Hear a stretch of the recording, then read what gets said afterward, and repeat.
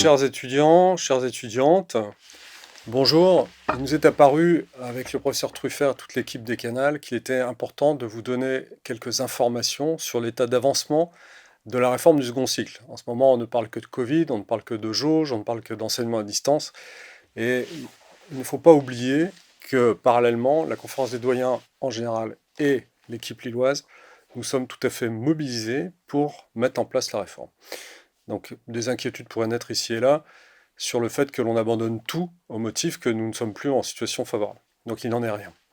Alors, on ne va pas redétailler toutes les modalités pédagogiques de votre année, puisque vous êtes en 4e année. Quelques informations à titre général. Tout d'abord, la réforme ne s'appliquera pas à vous réellement. Néanmoins, un certain nombre d'adaptations vont être mises en place pour votre promotion dès cette année. Et si vous avez lu les modalités de contrôle des connaissances, vous en avez pris conscience. Si on se projette sur votre avenir, vous allez arriver aux épreuves classantes nationales en juin 2023. Ce qui est certain, c'est que vous aurez réellement des épreuves classantes, donc des ECN, et non pas ce qui suivra, à savoir les EDN avec la procédure de matching. Donc vous n'aurez pas la procédure d'appariement. Vous aurez donc votre ECN en fin de 6e année, comme d'habitude. Le report de la réforme l'a acté.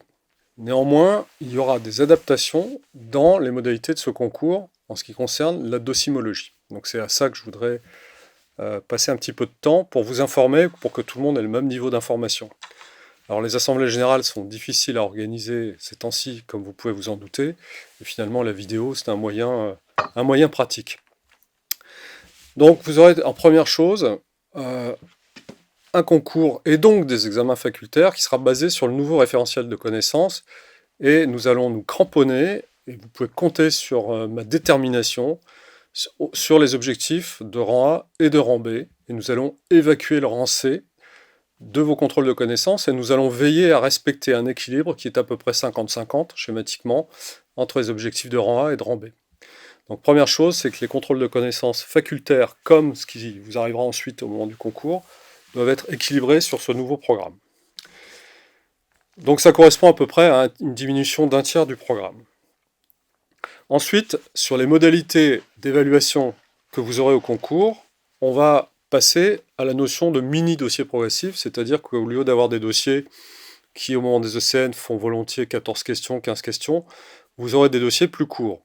Ce qui n'est pas encore défini, c'est si de ce fait, vous aurez 2 fois plus de dossiers, si finalement 2 dossiers de cette question remplaceront un dossier de 14 questions. En ce qui concerne la position de la faculté, nous avons opté pour cette dernière solution, c'est-à-dire de garder les mêmes durées d'épreuves et le même nombre de QCM, mais simplement de faire des mini-dossiers. Ne soyez pas étonnés non plus, car vous l'aurez aux ECN, vous aurez des QCM où il n'y aura pas nécessairement 5 propositions de réponse. Et bien souvent, on vous demandera de choisir la bonne réponse et non pas les bonnes réponses. Et donc finalement, il ne s'agira pas d'éliminer les réponses fausses, mais vraiment de choisir la réponse exacte. Et ça va dans le sens d'un développement des compétences, c'est-à-dire, face à une situation donnée, de prendre la bonne décision.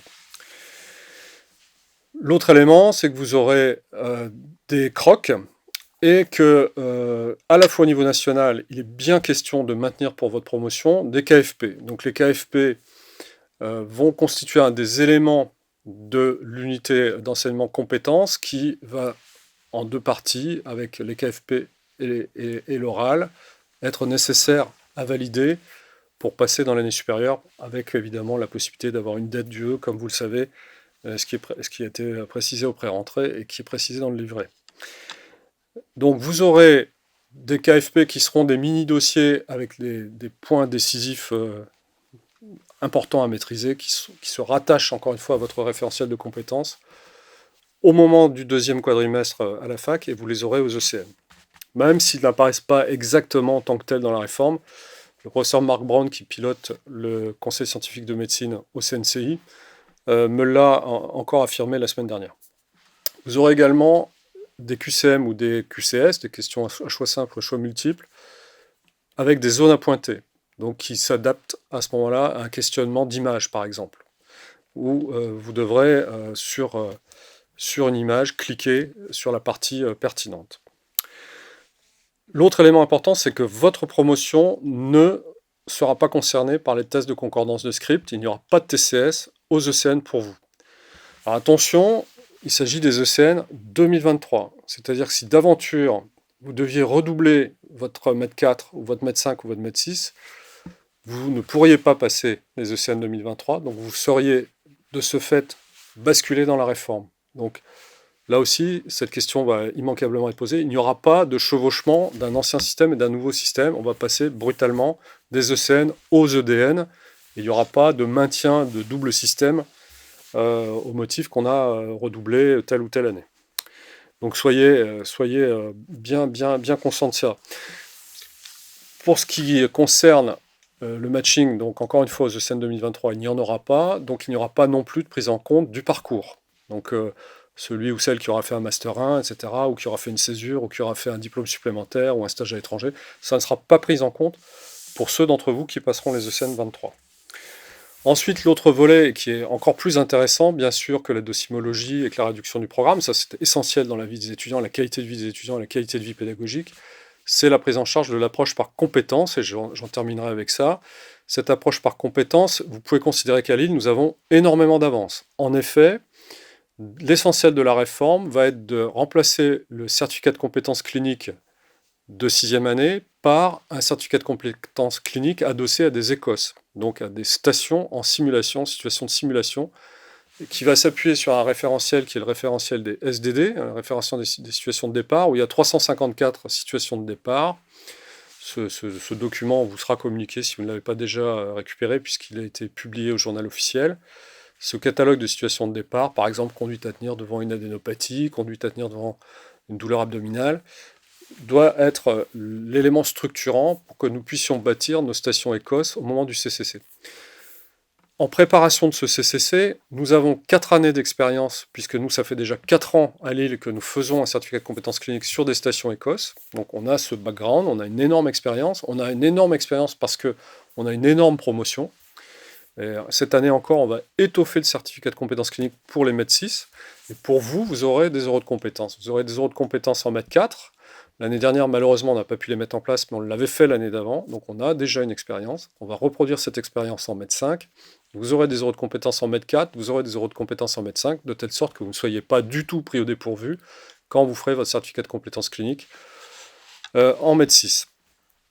Et l'autre élément relatif à la compétence, c'est que nous avons décidé de panacher, vous le savez, et ça va se mettre en place malgré la crise Covid, de panacher les stages avec des séances de préparation à la prise de fonction de stage à présage. Donc, avec le professeur Lebuff, nous allons essayer de sauvegarder, bien sûr, ce dispositif dans les conditions que nous traversons.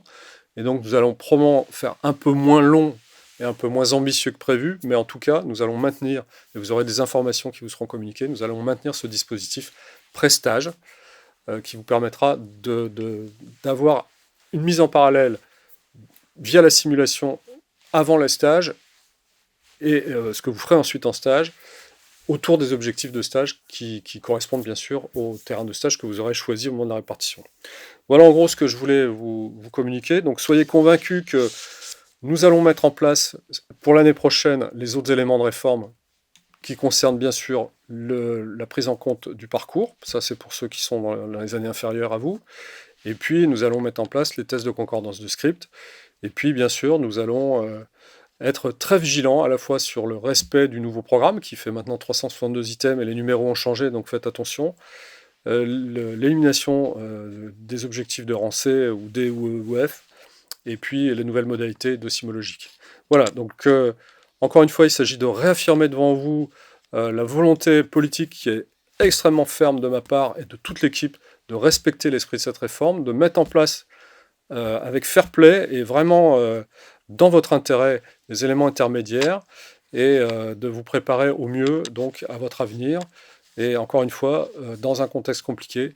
Donc je vous souhaite de vous accrocher aux études dans ces temps difficiles et de vous entourer de tout le courage possible pour affronter cette année.